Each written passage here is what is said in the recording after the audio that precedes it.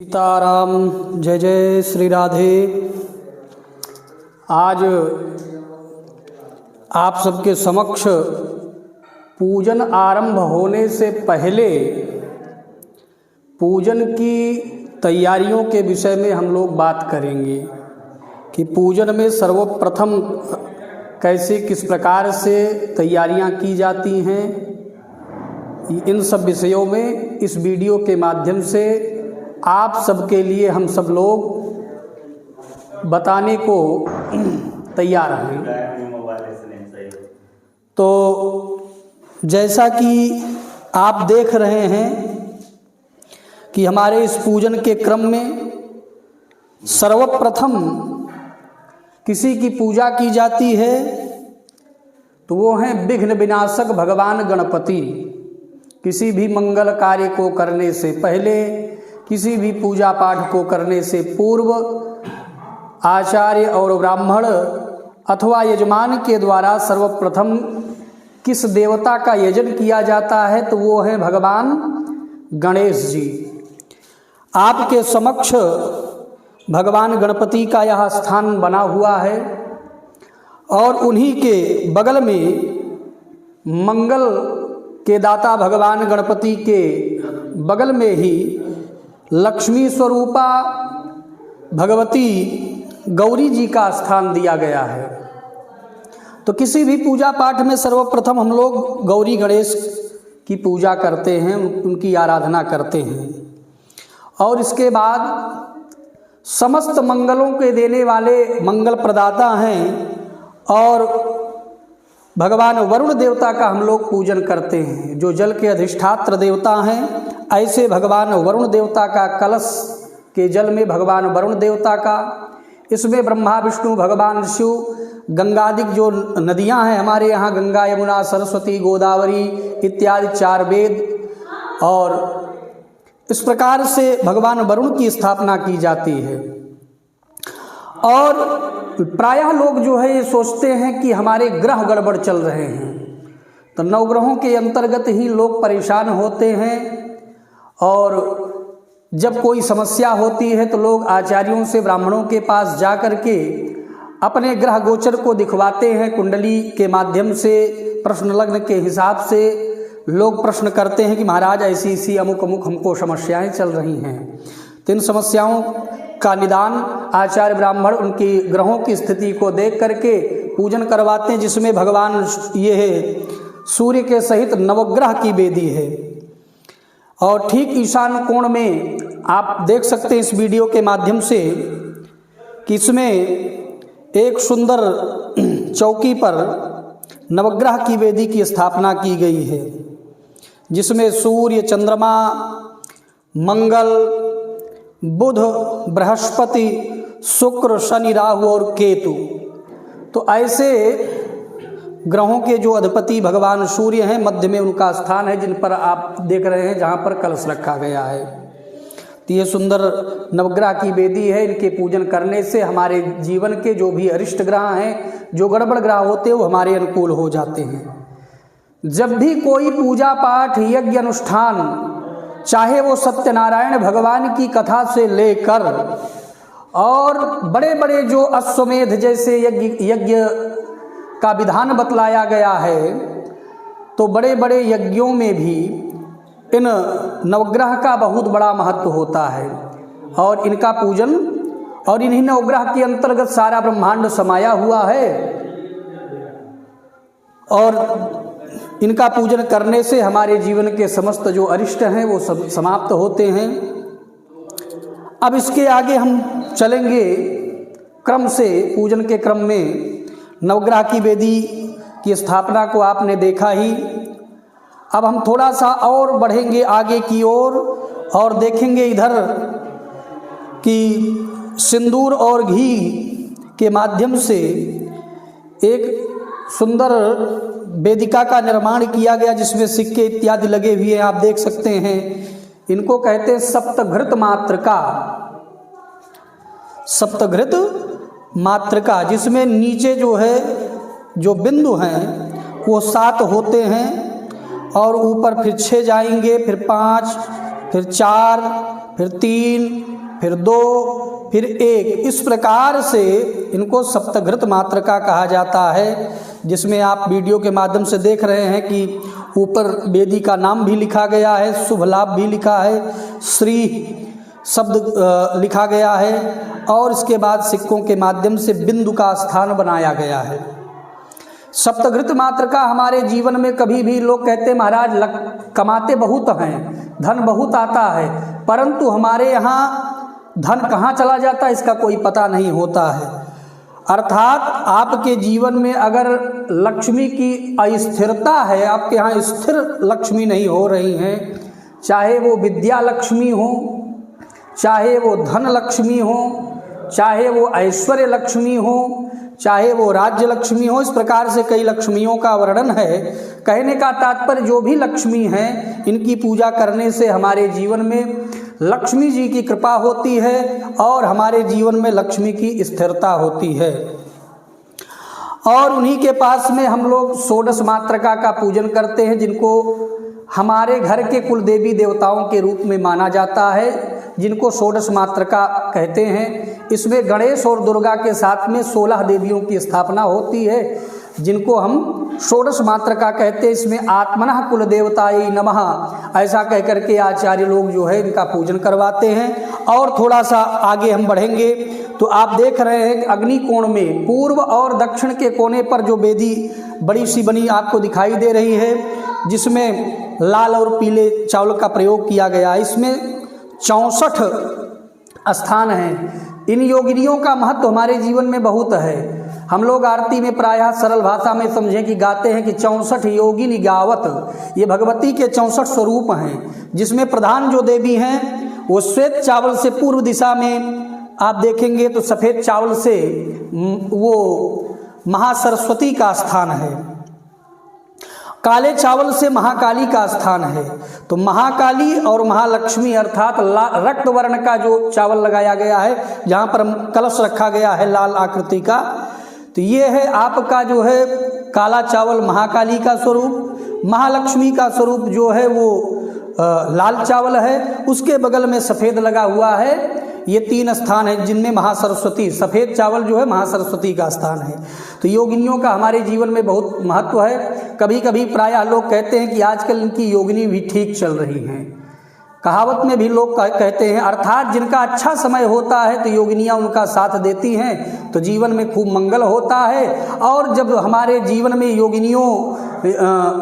योगिनियाँ जो है रुष्ट हो जाएं, नाराज हो जाएं, तो हमारे जीवन में अमंगल जैसा होने लगता है, उत्पात से होने लगते हैं, परिवार में अनेक प्रकार की बाधाएं दिखाई देने लगती हैं और कभी भूत प्रेत चांडालिनी इत्यादि से लोग परेशान होते हैं। और तो इसलिए योगिनियों का बड़ा महत्व है। इनका भी पूजन आप जैसा कि हम बताते चल रहे हैं कि इनका जो पूजन है किसी भी बड़े अनुष्ठान में, यज्ञ यागादिक कर्म में, यहाँ तक कि जो विधान बतलाया गया है, जैसा कि आज हमारे यहाँ वैवाहिक जो विधियाँ हैं उनमें भी इन योगिनियों का बड़ा महत्व होता है, इनकी भी पूजा कराई जाती है। तो कहने का मतलब एक छोटे से पूजन से लेकर के और बड़ी सी बड़ी जो हमारे यहाँ सनातन धर्म की विधा में जो कर्मकांड जैसे स्वरूप में इनके पूजन का बड़ा महत्व बतलाया गया है। और थोड़ा हम आगे बढ़ें अपने इस यज्ञ मंडप में तो देखेंगे कि आप दक्षिण और पश्चिम के कोने पर, जिनको हम नैऋत्य कोण कहते हैं, तो नैऋत्य कोण ये विशेष कोण माना गया है हमारे वैदिक संस्कृति में और ये विशेष स्थान होता है। जब भी हम लोग वास्तु या घर का निर्माण करते हैं तो जो जानकार लोग होते हैं वो इस भाग को कुछ विशेष बना करके रखते हैं, अर्थात इसको जो है साफ सुथरा भी रखते हैं। यहाँ पर कोई वजन चीज रखा जाता है और इसको पिशाच कोण भी कहते हैं। तो यहाँ पर भगवान वास्तु की वेदी बनी हुई है, जिसमें आप सब लोग वीडियो के माध्यम से देख सकते हैं कि सुंदर एक काष्ठ के इस आसन पर और अनेक प्रकार के चावलों के माध्यम से तो अनेक जो देवता वास्तु के हैं उनका एक स्थान बनाया गया है। वास्तु का मतलब ये है कि हमारे यहाँ लोग कहते हैं कि हमारे यहाँ महाराज जी वास्तु दोष है। वास्तु दोष, पितृदोष और देव दोष, ये हमारे जीवन में विशेष बताए गए हैं। ये 3 दोष होते, इन्हीं 3 दोषों के कारण लोग अनेक अनेक प्रकार की समस्याओं से परेशान होते हैं। तो जिसमें कि ये इनका पूजन करने से हमारे यहाँ जो वास्तु दोष जैसी समस्याएं आती हैं वो समाप्त होती हैं। जब हम कभी प्रायः लोग जो है घर बनवाते हैं और बहुत पैसा खर्च करके और अपनी सुविधा के अनुसार और बड़े ही शौक से घर का निर्माण करके और खूब सुंदर सजाते हैं, बहुत पैसा खर्च कर देते हैं, परंतु जब गृह प्रवेश का समय आता है तो लोग सोचते हैं कि महाराज थोड़े में काम हो जाता। लोग जो है गृह प्रवेश की जो विधाएं हैं उनको ना समझ करके, उनका महत्व ना देते हुए,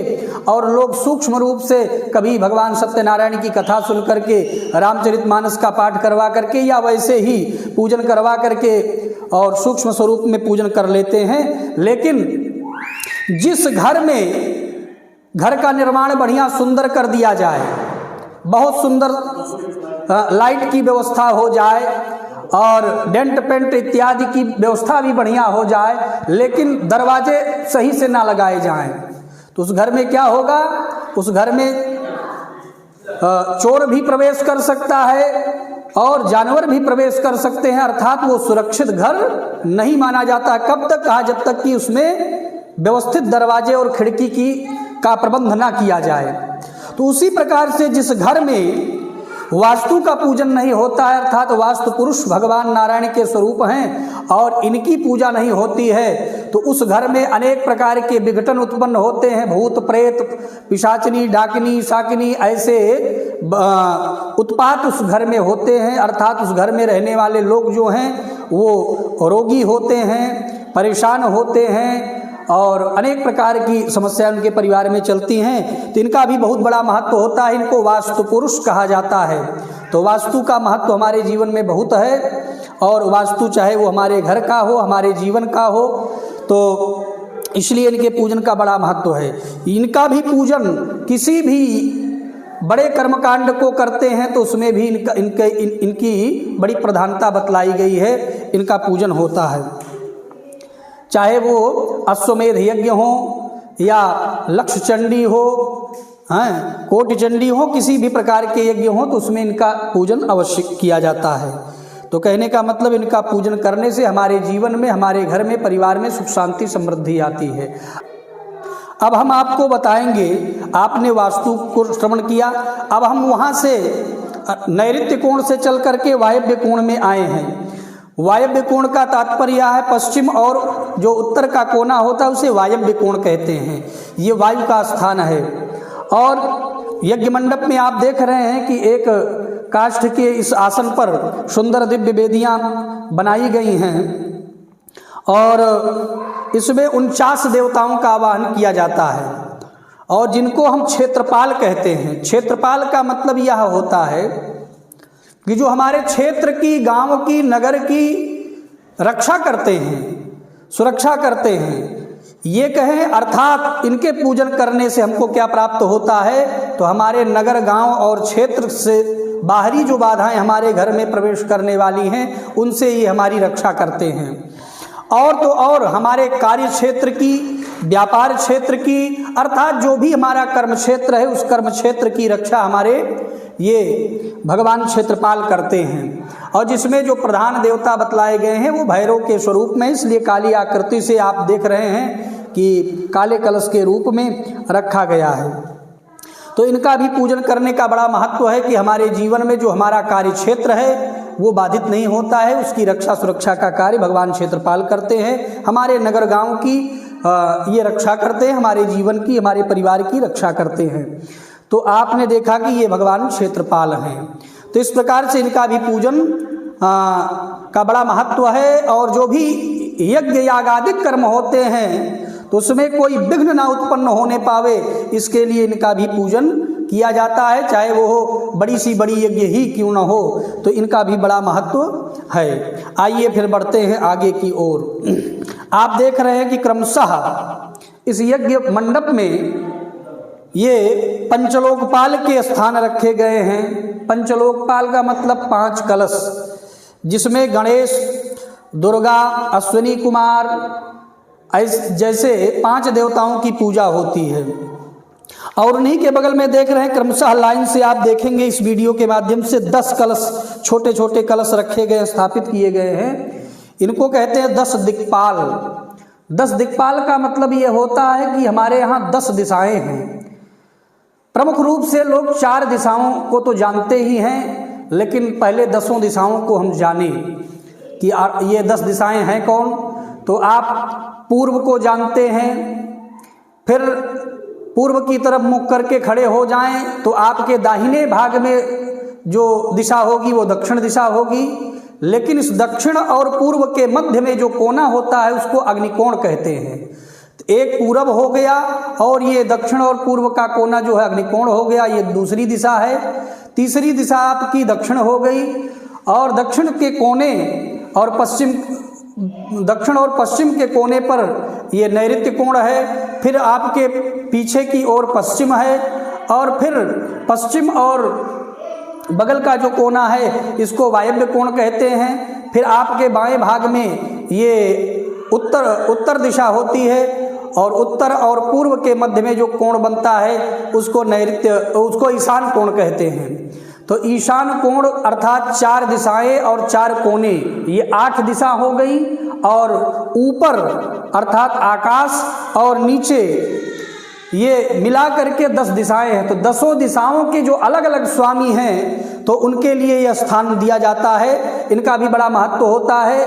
10 दिशाओं से किसी भी प्रकार की कोई विघ्न बाधाएं हमारे जीवन में ना आवे, हमारे परिवार में ना आवे, इसके लिए 10 दिशाओं के जो स्वामी हैं उनकी हम पूजा करते हैं। और जिनके अलग अलग देवता बतलाए गए हैं। पूरब के देवता इंद्र हैं, और अग्निकोण के अग्निदेवता हैं, और दक्षिण के स्वामी यम हैं, नैऋत्य कोण के नैऋत्य देवता हैं, पश्चिम के वरुण देवता हैं, और वायव्य कोण के वायु देवता हैं, उत्तर के कुबेर भगवान हैं, ईशान कोण के जो है ईशान्य देवता अर्थात भगवान शिव का वो स्वरूप माना जाता है। और ऊपर के लिए जो है बताया है ब्रह्मा जी, और नीचे के लिए बताया है कि अनंत देवता का स्थान बतलाया गया है। तो इस 10 दिक्पालों का भी बड़ा महत्व है। इनका भी पूजन करना चाहिए, जिससे हमारे जीवन में 10 दिशाओं से हमारी रक्षा होती रहे, हमारे परिवार का कल्याण होता रहे। अब हम आगे बढ़ेंगे, देखेंगे कि एक बड़ी ही सुंदर, सभी वेदियों से एक उच्च स्थान बनाया गया है, ऊंचा एक स्थान दिखाई दे रहा है। और इसमें एक बड़ा कलश रखा गया है, जिसमें सुंदर सिंहासन पर दिव्य भगवान की प्रतिमा स्थापित है। और आप देख सकते हैं कि इस वेदी का नाम है सर्वतोभद्र मंडल। सर्वतोभद्र मंडल का तात्पर्य यह है कि इसमें जो प्रमुख देवता हैं वो ब्रह्मा जी हैं।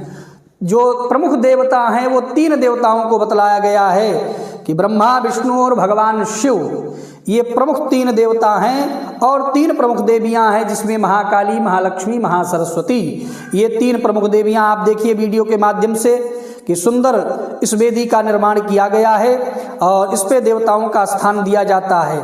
हमारे सनातन संस्कृति में 33 कोटि देवी देवताओं का वर्णन आता है। 33 कोटि का मतलब कोटि माने करोड़ भी होता है, लेकिन कोटि माने प्रकार भी होता है। तो जो हमारे यहाँ सनातन संस्कृति के 33 कोटि देवी देवता हैं, उनका आवाहन इस वेदी पर किया जाता है। ये आप वेदी देख रहे हैं कि आपके सामने है। इस वेदी पर 33 कोटि देवी देवताओं का स्थान होता है।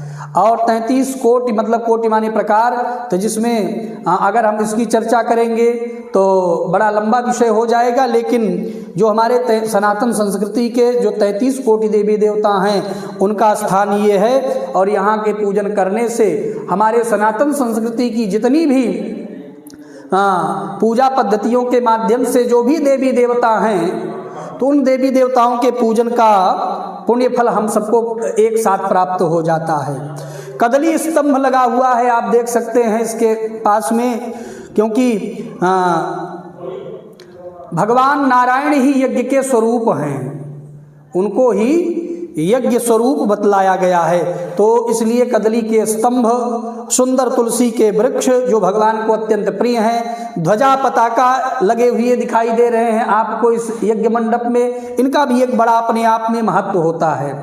तो ये सब सुंदर जो है व्यवस्थित ढंग से आचार्यों के द्वारा इस स्तंभ, कदली स्तंभ और तुलसी वृक्ष, ध्वजा पताका इत्यादि जो अलग अलग स्वरूप के देवता हैं, कोई कृष्ण वर्ण का अर्थात काले स्वरूप के देवता हैं तो उनके लिए ये झंडी लगी है काले रंग की, कोई जो है पीत देवता हैं, पीत वर्ण के हैं तो उनके लिए पीत अर्थात पीले रंग का पताका लगा है, कोई श्वेत वर्ण के देवता हैं तो श्वेत पताका लगा है, कोई रक्त वर्ण के देवता हैं तो उनके लिए रक्त वर्ण का अर्थात लाल रंग का पताका लगा हुआ है। तो इस प्रकार से अलग अलग देवताओं के स्थान जो बतलाए गए हैं, जैसा कि हम बात कर रहे थे सर्वतोभद्र मंडल की, कभी भी किसी भी पूजा में बड़े बड़े जो यज्ञ किए जाते हैं उनमें इनका स्थान दिया जाता है, क्योंकि 33 कोटि देवी देवताओं के पूजन का यही स्थान बतलाया गया है। अब ये है कि यज्ञ किस प्रकार की है। मान लो अगर भगवान शिव की जैसे रुद्र याग है तो उसमें भी विधान है कि इस वेदी का पूजन किया जाए। इसके साथ साथ एक अलग से भगवान शिव के लिए विशेष रूप से लिंगतोभद्र की वेदी बनती है और लिंगतोभद्र का पूजन उस पर भगवान शिव का विशेष रूप से किया जाता है। तो इस प्रकार से आप लोग इस यज्ञ मंडप में जो उपस्थित देवी देवता हैं, देखिए दक्षिण के स्वामी देखिए आप इस वेदी के सामने देख सकते हैं कि एक काले रंग का एक कलश रखा गया है दक्षिण दिशा में। ये दक्षिण के स्वामी जो भैरव जी हैं उनका स्थान दिया गया है, तो इसलिए काले रंग का आप ये कलश को देख सकते हैं कि ये दक्षिण के स्वामी हैं और इनकी भी पूजा होती है यज्ञ में। अगर इनकी पूजा नहीं होगी तो ये समझ लीजिए कि पूजन में, यज्ञ में कोई किसी भी प्रकार से भी विघ्न उत्पन्न हो सकता है। इसलिए हम लोग जो है दक्षिण के स्वामी श्री भैरव जी महाराज का, और ठीक उसके एकदम उत्तर में आप देखेंगे कि रक्त वर्ण का कलश रखा गया उत्तर दिशा में। आप देख सकते हैं इस वीडियो में कि यहाँ पर लाल रंग का ये रखा गया है कलश, ये श्री हनुमान जी महाराज का है। उत्तर के स्वामी श्री हनुमान जी महाराज हैं और हनुमान जी महाराज हमारे इस यज्ञ की रक्षा करें, इसलिए जो है यह रक्त वर्ण का कलश रखा गया है। और आप देखेंगे कि विनायक इत्यादि जो 12 गणेश हैं, हमारे यहाँ 12 गणेश की गणना की गई है। कितने? 12 अर्थात 12। तो 12 गणेश की पूजा जैसे विनायक के रूप में और अनेक जो नाम उनके दिए गए हैं, आप देख सकते हैं कि ये 12 गणेश के लिए स्थान बनाया गया है। इसमें एक सुंदर आकृति जो है कपड़े के माध्यम से बनाने का प्रयास किया गया है, एक स्वरूप देने का कार्य किया गया है। तो यहाँ पर 12 गणेश की इनकी जो है पूजा होती है और इनका भी हमारे जीवन में बड़ा महत्व है।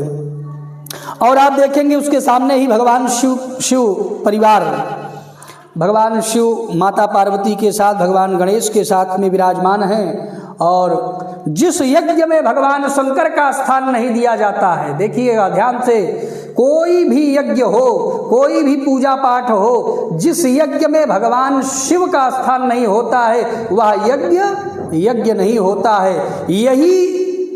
यही गलत कार्य किया था दक्ष प्रजापति ने भगवान शिव के अपमान की भावना को लेकर के, और उस यज्ञ में भगवान शंकर को निमंत्रित नहीं किया गया था।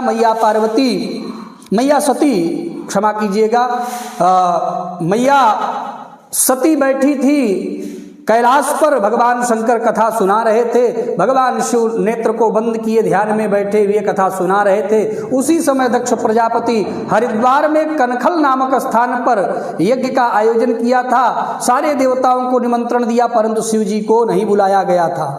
सती जी की दृष्टि अचानक जब नभमंडल में पड़ी, आकाश में पड़ी, तो सुंदर देव स्त्रियां जो हैं वो श्रृंगार करके अपने अपने पतियों के साथ विमान पर बैठकर जा रही थी। सती जी ने इशारे में पूछा तो पता चला कि मेरे पिता के यहाँ यज्ञ है। और यह सुन करके पिता भवन उत्सव परम जो प्रभुवाय सुहोई, मैया सती का जो मन था वो कथा में नहीं लगा। भगवान शिव के चरणों में प्रणाम करती हुई सती जी ने कहा, सरकार मेरे पिता के यहाँ इतना बड़ा यज्ञ हो रहा है तो हमको चलना चाहिए।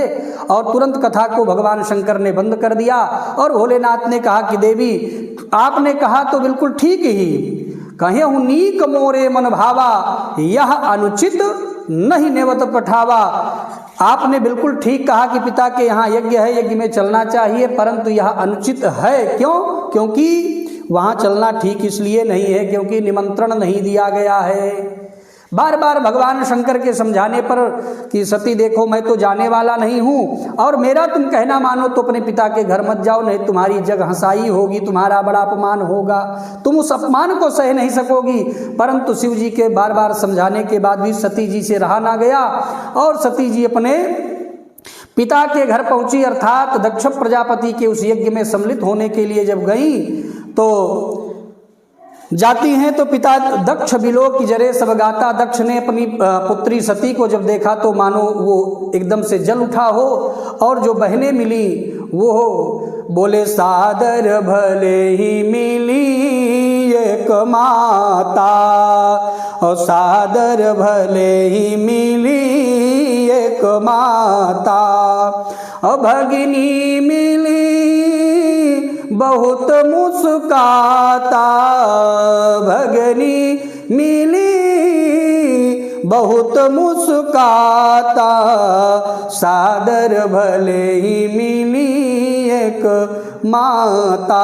प्रेम पूर्वक यदि कोई मिला सती जी से तो वो केवल माँ ही मिली। और माँ के उस प्रेम को लेकर के मैया सती को बात याद आई। भगवान अपने आराध्य और अपने प्राण प्रियतम भगवान शंकर की उस बात को याद करती हुई कि मेरे पति ने मना किया, लेकिन ठीक है यज्ञ में आए हैं, यज्ञ भगवान का दर्शन करेंगे, अपने घर को जाएंगे। मैया ने सोचा चलें कि यज्ञशाले का दर्शन करें, यज्ञ भूमि का दर्शन करें। जब मैया सती आई यज्ञशाले में तो देखा कि कतहु न दीख शंभु कर भागा, भगवान शंकर का कोई स्थान नहीं दिखाई दिया। समस्त देवताओं का कि ये गणेश जी का, ये गौरी जी का स्थान है, ये कलश का वरुण देवता का, ये नवग्रह का स्थान है, ये 64 योगिनियों का स्थान है, ये वास्तु का स्थान है, ये क्षेत्रपाल का स्थान है, ये सर्वतोभद्र मंडल का स्थान है, परंतु भगवान शंकर का कोई स्थान नहीं दिखाई दिया। तब चित चढ़ेऊ जो शंकर कहेऊ, और तुरंत भगवान शिव की बात का स्मरण किया और मैया सती से फिर रहा ना गया। और माँ सती ने कहा कि देखो अभी तक तो मेरा अपमान हुआ, ये मैंने स्वीकार कर लिया, लेकिन मेरी आंखों के सामने मेरे पति का कोई अपमान करे ये मैं कदापि बर्दाश्त नहीं कर सकती हूँ। और तुरंत मैया सती ने कहा कि पिताजी यह जो मेरा शरीर है ये आपके शुक्र से मुझे प्राप्त हुआ है और मैं आपको दंड देने का, मैं आपको दंड नहीं दे सकती हूँ, वो अधिकार मुझे नहीं, क्योंकि आप मेरे पिता हैं, तो मैं आपको दंड तो इस शरीर से नहीं दे सकती हूँ, लेकिन यह है कि आपने मेरे पति भगवान शिव का अपमान किया है। अरे जिनका नाम तो भूल से भी इस जीवा पर आ जाए तो उस जीव का कल्याण कर देते हैं, इतने भोले भाले ऐसे मेरे पतिदेव का अपमान किया है, इसका परिणाम आपको भुगतना पड़ेगा। और ऐसा कहती हुई और यज्ञाचार्य जी को समझाया कि महाराज आप यज्ञ के आचार्य हैं, आपको तो सही मार्ग दिखाना चाहिए। लेकिन भृगु जी महाराज भी अहंकार में भरे हुए थे और मैया ने कहा कि जो जिस भी प्रकार से मन वचन कर्म से हमारे पति का अपमान किया सबको यथोचित दंड मिलेगा। ऐसा कहती हुई मैया सती उस यज्ञ मंडप में ही यज्ञ कुंड के सामने बैठ करके भगवान के चरणों का स्मरण करती हुई और भगवान शिव जी के दिव्य स्वरूप को अपने हृदय में धारण करती हुई और मैया सती ने अस कही जोग अग्नि तनु जारा अभयउ सकल मखहाकारा। मैया सती ने योगाग्नि के द्वारा अपने देह को भस्म कर दिया। तो इसलिए जिस यज्ञ में भगवान शंकर का स्थान इनकी पूजा नहीं होती है तो वह यज्ञ नहीं होता, उसमें विघ्न ही उत्पन्न होता है। और इस प्रकार से जब मैया सती ने देह त्याग किया तो वीरभद्र इत्यादि गण आकर के और दक्ष प्रजापति का शिरोच्छेदन कर देते हैं, यज्ञ को विध्वंस किया, और ये सब कथा है। तो कहने का मतलब कि हमने इस यज्ञ मंडप में अनेक अनेक जो देवताओं का स्थान दिया गया है, तो उससे हमने आपको परिचित करवाया है। और इसमें वैदिक आचार्यों के द्वारा पूजा पाठ इत्यादि का विधान किया जाता है। बोलिए यज्ञ पुरुष भगवान की जय।